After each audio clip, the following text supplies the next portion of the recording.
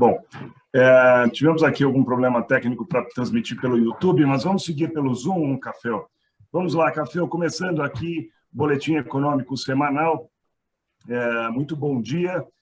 Vamos aí para as notícias. Tivemos algumas mudanças aí de taxa Selic na semana passada. Fale um pouquinho aí do que concluiu em relação às nossas previsões da semana passada e vamos, então, falar destas projeções da semana. Por favor. Perfeito, prazer em estar novamente com todos aqui. Sou Reinaldo Café, o economista. Nosso encontro é toda segunda-feira nesse horário. Estamos aqui no webinar do Zoom, né? E também transmissão simultânea aí pelo YouTube. Bom, a semana passada foi caracterizada aí por uma semana ainda tensa, né? O mercado aguardava uma decisão do Banco Central, ela veio no limite superior da previsão do mercado, que era um aumento da taxa Selic em 1,5 ponto percentual. Né? Se quem participou comigo na segunda-feira passada viu que eu estava muito alinhado com esse patamar, né? A inflação atingiu os 2 dígitos, tanto o IPCA 15 como o IPCA normal. Com isso, o Banco Central, mesmo sabendo que essa inflação é uma inflação de custos, ela tenta trazer decisões de política monetária na inflação de demanda, que é para segurar o consumo das famílias. E a questão importante é assim, quando a política fiscal não faz o seu papel, a ração que o mercado quer é política monetária. O que é a grande dúvida fiscal no Brasil? A questão envolvendo se vai conseguir ter a PEC dos precatórios aprovadas. Por quê? Ali nós estamos falando de quase 90 bilhões de reais de pagamento de precatório ano que vem, e a PEC traria isso para alguma coisa próxima a 40 bilhões, o que daria uma margem aí de 40 até 50 bilhões de reais. E aí encaixa o tal do Auxílio Brasil, que consumiria exatamente esse valor. Na última sexta-feira, um boato muito grande que o governo não irá conseguir aprovar a PEC dos precatórios e queria prorrogar o auxílio emergencial, esse que as famílias estão recebendo na ordem de 200 a 220 reais. E aí o mercado entrou em polvorosa. Nossa, de onde vai vir esse dinheiro? E, de novo, a questão fiscal veio à tona. Então, mesmo com juros maiores, o mercado ainda continua tendo dúvida. E olha só, Otto, uma coisa curiosa. O Brasil nunca teve um desempenho fiscal tão bom quanto esse ano. Para você ter uma ideia, a chamada sobra primária, que é o que o governo arrecada, somando aí Estado, municípios, Distrito Federal e a União, e estatais, exceto a Petrobras e a Telebrás, esse superávit primário, antes de pagar juros, ele foi o melhor nos últimos 30 anos. Pra você ter uma ideia, nós estamos com sobra primária de 92 bilhões de reais em 9 meses, o que vale a 1,5% do PIB. Quando você coloca os juros da dívida, de 16% negativo, nós caímos para 4% negativo. Ou seja, a dúvida fiscal existe olhando em perspectiva, né, para o futuro, porque se nós olharmos para trás, era para o mercado estar calmo. Mas o governo, mesmo com uma dívida interna controlada, na ordem de dívida total interna e externa de quase 7 trilhões de reais, o mercado tem dúvida se isso vai permanecer para o ano que vem. Então, a questão fiscal anula as decisões de política monetária. Isso quer dizer o seguinte, o mercado, então, passa a apostar mais em relação aos juros. Vou dar um parâmetro. Saiu agora, às 8h30 da manhã, o novo Boletim Focus, que é uma mediana do mercado, quer dizer, os operadores de mercado informam ao Banco Central e ele compila aí a mediana. A mediana é aquele número lá do meio, né? Não é média nem nada, é o número intermediário. Ó. Taxa de juros para esse ano, 9,25, nós estamos em 7,75. Inflação para esse ano, 9,17, era 8,96. Crescimento da economia já é abaixo de 5, 4,94. E para nós, que operamos o câmbio, o mercado já projeta um dólar de 5,50 na virada do ano. Ou seja, as questões fiscais, Otto, estão deteriorando todos os números da economia. E a gente vê o impacto, quer dizer, semana passada a gente falava de projeção de dólar a 5,40, agora já sobe para 5,50, né? O que a gente vê na prática, no dia a dia de todas as pessoas, é uma pressão inflacionária, né, Café? A gente tinha aí, no começo do ano, com R$100 você comprava 22 litros de gasolina. Hoje, com R$100 você compra 15 litros de gasolina. Então, na prática, todo mundo vendo aí a pressão inflacionária. O que essa pressão inflacionária traz de impacto aí nas projeções do câmbio? Então, nós temos, primeiro, a pressão inflacionária exige mais juros. Vai ter um reposicionamento do valor do salário mínimo para o ano que vem, que era uma projeção de um pouco abaixo de 1.200, acima de 1.200 agora. E a pressão inflacionária gera essa necessidade da ração para o mercado, mas se a gente olhasse tecnicamente, juros maiores seriam capazes de diminuir a cotação do dólar. Por quê? Você atrai um capital estrangeiro e você retém o capital doméstico. Aí investidor, sim. Aí investidor, você tem maior fluxo de entrada de dólar. Mas enquanto nós estivermos ainda discutindo no cenário como é que vai ficar o Auxílio Brasil, como é que vai resolver o problema dos precatórios, porque tem um movimento grande político para não aprovar a PEC dos precatórios. E ainda você tem uma pressão sobre vários segmentos do orçamento do ano que vem. Então, enquanto nós não aprovarmos o orçamento do ano que vem, mesmo com juros maiores, nós vamos sentir as oscilações em relação ao dólar. Então, o dólar tende a ficar nessa casa aí dos 5,50, 5,60. Agora que o mercado, então, precificou 5,50 na virada do ano, dificilmente ele volta para aqueles patamares de 5,20 e 5,25. Então, nós vamos depender muito desta questão orçamentária. A hora que equacionar isso, aí sobra só praticamente a dúvida política. Essa dúvida política tem um preço aí no mercado do câmbio de uns 15 a 20 centavos. Nesse momento, é crise política e dúvida fiscal.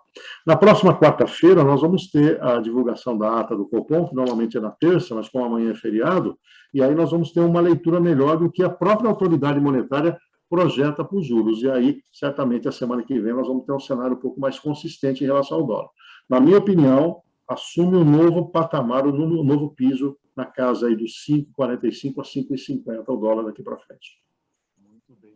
Reinaldo, a gente vê que com as campanhas de vacinação em todos os países no mundo, as economias começam a dar sinais de recuperação e projetando o PIB para 2022 melhores e assim, com bastante entusiasmo. Inclusive aqui no Brasil, né, tem-se uma projeção de PIB melhor para 2022. Qual que é a tua expectativa em relação a essa questão do PIB? Então, eu tenho muita dúvida se nós vamos seguir o resto do mundo, Otto. Então, primeiro, nós vamos ter um crescimento esse ano um pouco menos de 5%, é uma base precária. Se você cresce 5% e com uma inflação de 10%, nós estamos falando de um crescimento nominal de 15%, que é bastante. Tá? O ano que vem vai comparar com essa base que teve um crescimento de 15%, ou em termos reais, 5%. O grande problema é que eu não encontro no horizonte um controle inflacionário que seja consistente antes de fechar o primeiro trimestre do ano que vem. Isso quer dizer que o mercado vai ter que conviver com altas de juros até lá. O mercado quer juro real positivo, ou seja, juro do governo acima da inflação.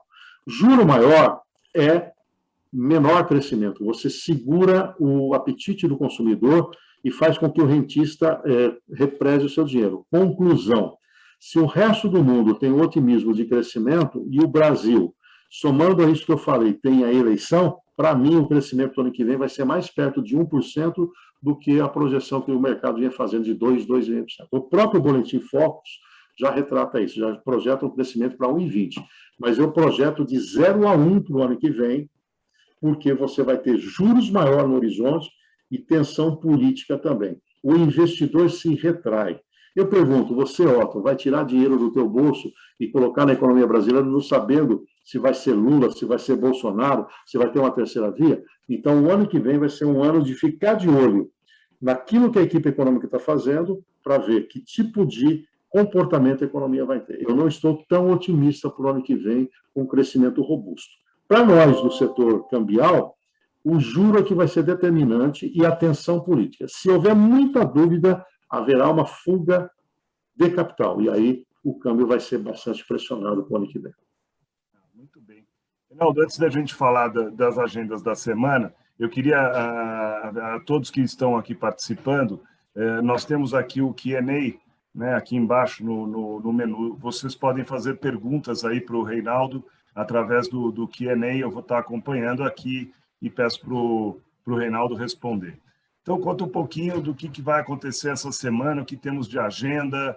Semana passada tivemos aí o Copom determinando um aumento na taxa Selic, a taxa vai para 7,75, E essa semana, o que temos na agenda aí, apesar do feriado? Fala um pouquinho aí para a gente da agenda da semana. Hoje é um dia que o mercado fica de olho mais em compasso de espera. Então, por exemplo, o mercado acionário brasileiro, nesse momento, vai ficar meio cauteloso. Amanhã, hoje vai ser um dado importante, daqui a pouquinho, dados da balança comercial. Isso afeta diretamente os nossos negócios. Uma balança comercial mais robusta puxa as transações correntes do país para menor necessidade de atrair capital estrangeiro. Isso melhora o fluxo. Então, vamos acompanhar, daqui a pouquinho sai a balança comercial. Amanhã, como é feriado aqui, se nós pensarmos nos operadores de mercado, eles vão ficar de olho no comportamento dos Estados Unidos e na Europa. Papéis brasileiros são comercializados nos Estados Unidos com a sigla de ADR, que são recibos, e no resto do mundo de BDR. Dependendo do comportamento disso, vai ser o comportamento do estrangeiro na nossa bolsa na quarta-feira. Por isso a importância do mercado acionário. Então, apesar do feriado no Brasil, as bolsas internacionais funcionam, e se elas forem mal, na quarta-feira nós vamos ter um reflexo aqui. Você lembrou bem do Copom, então na quarta-feira sai a ata do Copom, e ali vai dar clareza do que pensa a autoridade monetária em relação, principalmente, aos juros futuros, que vai impactar os nossos negócios em relação ao câmbio.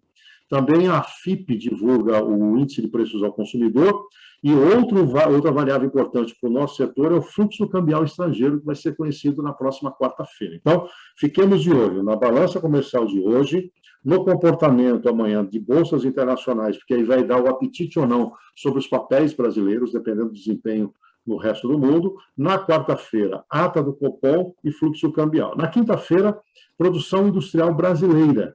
E também como é que é o apetite na área de serviços em relação a compras da área de serviços. Então, para nós, impacto do dólar, de olho em eventos políticos, política fiscal, que é como é que anda no Senado e na Câmara a PEC dos precatórios, essa é a principal atenção, e para ambiente doméstico, fluxo cambial, ata do Copom e inflação. Nos Estados Unidos, amanhã saem informações dos estoques de petróleo. Na quarta-feira, uma declaração do Banco Central americano, principalmente do comitê, que é o semelhante ao Copom aqui em relação a juros e política monetária. Quinta-feira, um dado importante sobre o seguro-desemprego, se vier bom, há um olhar positivo sobre a economia do mundo. E na sexta-feira, dados do emprego lá nos Estados Unidos. Então, essas são as principais variáveis. Se eu tivesse que fazer um ponto de alerta, comportamento amanhã sobre apetite dos papéis brasileiros comercializados nas bolsas internacionais, ata do Copom e fluxo cambial. Esses devem impactar os nossos negócios.